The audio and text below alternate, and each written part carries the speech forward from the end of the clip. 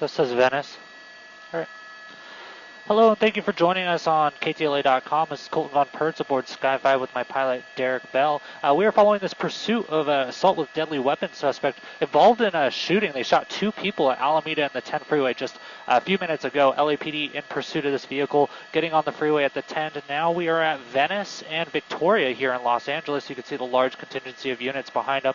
It's that white SUV you see in the center of the screen. What we're hearing is that there's possibly 3 suspects inside the vehicle, and they do believe that the weapon's still in there as well, so it's a very dangerous situation here as LAPD attempts to apprehend these suspects. Northbound Crenshaw from Venice Boulevard here, going about, 40 miles an hour here in this residential area.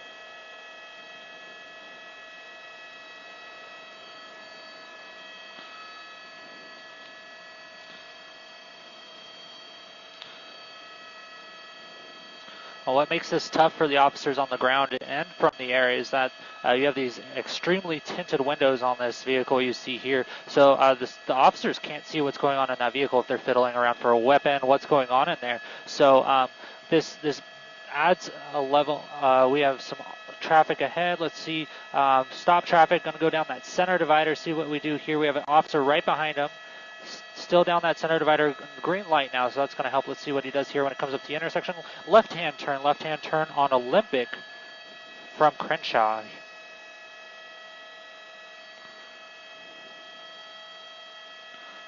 We have the opportunity to see in that front window. I'm going to double in here and see if we can see anyone inside. We do have a driver, and I do see a passenger in there, but with those tinted windows, it's hard to see much else. I'm going to pull back out so we have a little bit wider of a shot. What you could see is that the units have backed off. This driver is really moving here. Door open, threw something out of the vehicle. High rate of speed, 90 miles an hour here on this street. Passing vehicles. Luckily no cross traffic, and we have some green lights here. Still going super high rate of speed, 60 miles an hour now, weaving around these cars all the way from that left lane over to the right. Still in the 60 mile an hour range here on this road, just missing that car that was transferring into the lane. Wow, slamming on the brakes there, just missing that truck and through Highland here on Olympic westbound.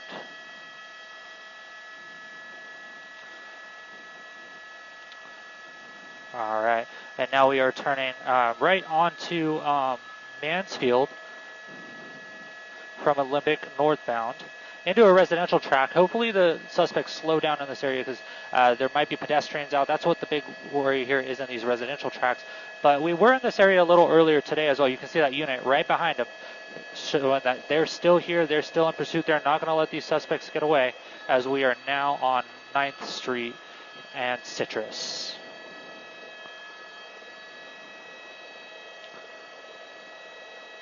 Slowing down again, coming up on Highland, through Highland on 9th Street.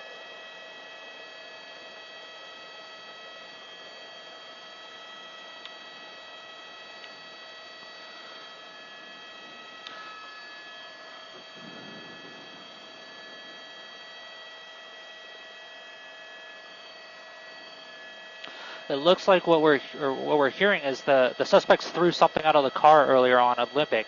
That was money. They threw out a large amount of money onto the street there when that door opened. We saw just a flash of that money flying out into the lanes. But this pursuit is still going on. They have officers trying to take care of that now evidence that's in the middle of the street there. But now we are back on Olympic from Longwood.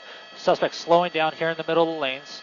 You see the large number of units here on scene. Typically, a pursuit only has 3 police vehicles involved in it, but this one, it seems like there's units on every corner of this pursuit. You see doors opening. They're going to take that position of advantage as this pursuit has come to what seemingly is an end. But we have heard this since this pursuit started. The suspects stopping and starting the pursuit, coming to a stop. The officers get out of their vehicles and then them speeding off once again. But you can see all those officers taking cover behind their doors in a position of concealment, just in case there is a weapon still in that vehicle that can be used against them. They are protected. You can see the passenger of that vehicle. I'm going to zoom in just a little bit.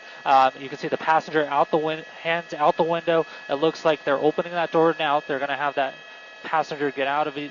What they typically like to do is have the driver get out of the vehicle first in these situations, so that they know that the car can't go anywhere else. So now you can see we're getting a little bit of gas. You see a hand outside the window of the driver's side.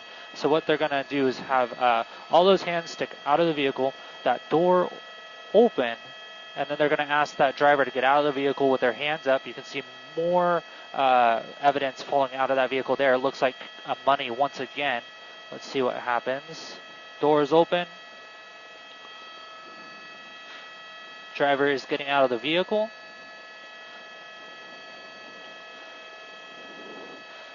Hands aren't up. Had to fix his pants, but now we have his hands up, backing up. So there's different ways that the police departments can handle this. They can have the suspect walk back to them. Often they have the suspects lay down on the street until they can come up to the suspects. See that money blowing in the wind. They're going to have that suspect walk away from the vehicle, hands up, and then lay down on the ground until they can have an arrest team come up and arrest the suspect. Now I can tell you from up here at, let's see, 1,200 feet over the scene, we are sitting at about 85 degrees air temperature in the helicopter. It's got to be near 100 degrees down there on the ground. So those, that's not very fun being on the ground there. But you can see that second suspect, that passenger getting out of the vehicle, same situation as before, hands up, backing away from the door so they can't get back in the vehicle. And they're going to have them sidestep over away from the vehicle and more than likely lay down right next to the driver of the vehicle, if not back up to the arrest team. But we still see them sidestepping away, looking away from the officers. And what we'll see here is that suspect kneel down and then lay down once again. Now we did hear that there were 3 suspects in this vehicle, so they're going to have to make some more call-outs and see if they can get a suspect out of that back seat of the vehicle, especially with those dark tinted windows. They don't want to approach that vehicle because they don't know who's back there, but they will if they have to. But right now, time is on the police officers' sides here. LAPD has done this multiple times. This is what they're trained for. They have all the time in the world. They're in the position of advantage in this situation, and so they're now going to approach that vehicle and clear that vehicle of any other suspects or dangerous items. And you can see the arrest teams there still locked on those suspects, just in case there's any funny movements. But they're going to clear that vehicle, make sure there's no one else inside, back away from the vehicle. And then now we're going to see an arrest team approach the suspects and take these suspects into custody.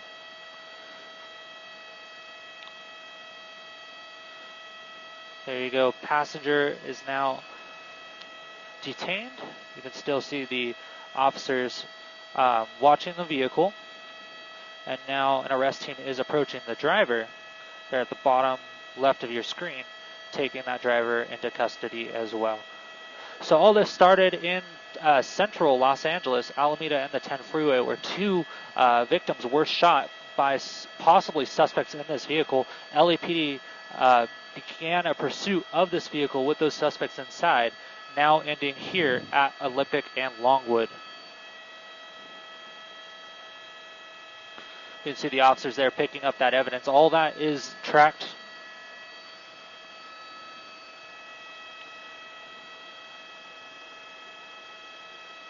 Sure looks like it. I can't get any closer than this. Yeah, it looks like maybe hundreds.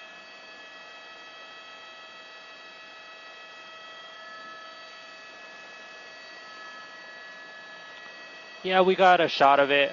It's probably all picked up by now.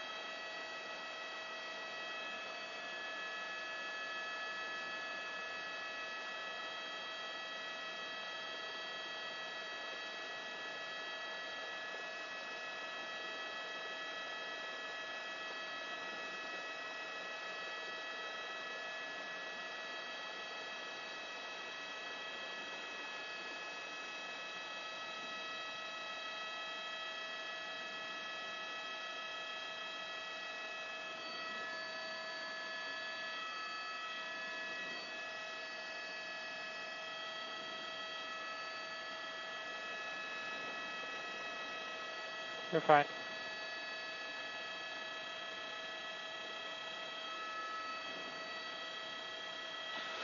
Can we try to swing around and try to get that license plate?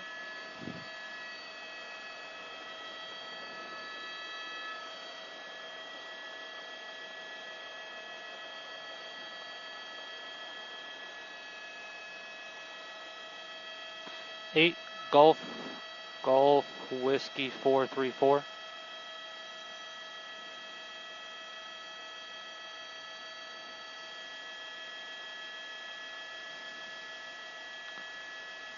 W is in whiskey.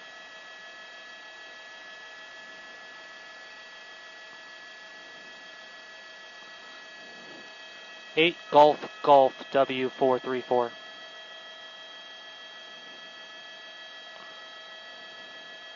Pretty sure that's a Bentley, not a Nissan. I could be wrong.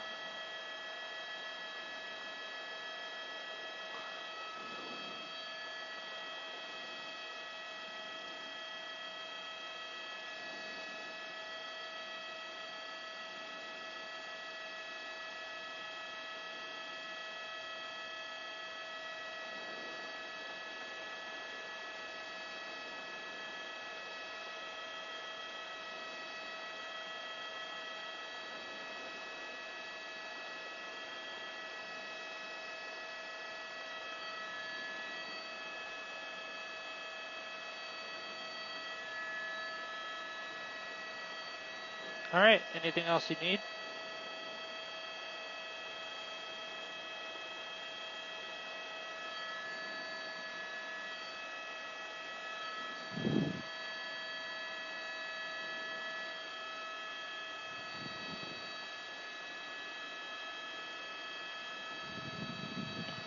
Sure, I'll meet you in the 10.